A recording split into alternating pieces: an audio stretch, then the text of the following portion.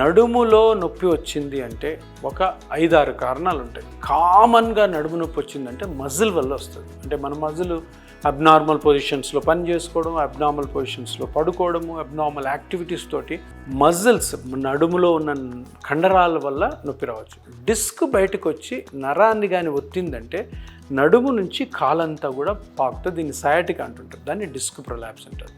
మూడోది, నడుములో చిన్న చిన్న జాయింట్స్ ఉంటాయి, వాటిని ఫెసెట్ జాయింట్స్ అంటాం.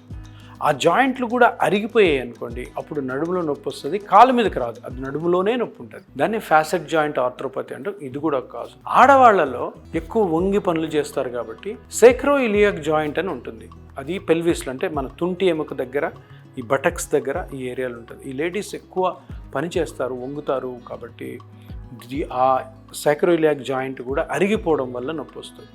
రాంగ్ ట్రీట్మెంట్స్, రాంగ్ సర్జరీస్ ఎందుకు అవుతాయంటే, ఏ డాక్టర్ దగ్గరికి అయితే మీరు వెళ్తారో ఆయన కారణం కనుక్కోలేకుండా దాన్ని ఆపరేషన్ చేసినా, కారణం కనుక్కోకుండా వేరే ఎటువంటి ట్రీట్మెంట్ ఇచ్చినా, ట్యాబ్లెట్లు ఇచ్చినా కూడా అది రాంగ్గా జరిగి, స్పైన్ అన్నది చాలా సెన్సిటివ్ పార్ట్ కాబట్టి దానివల్ల వచ్చే సైడ్ ఎఫెక్ట్స్, కాంప్లికేషన్స్ చాలా తీవ్రతరంగా ఉంటాయి. అందుకని స్పైన్ పెయిన్, బ్యాక్ పెయిన్, దాని కారణాలు తప్పకుండా కనుక్కున్న తర్వాతే దాని ట్రీట్మెంట్కి వెళ్ళాలి. అనవసరంగా సర్జరీలకు వెళ్ళి ఇబ్బందులు పడకండి.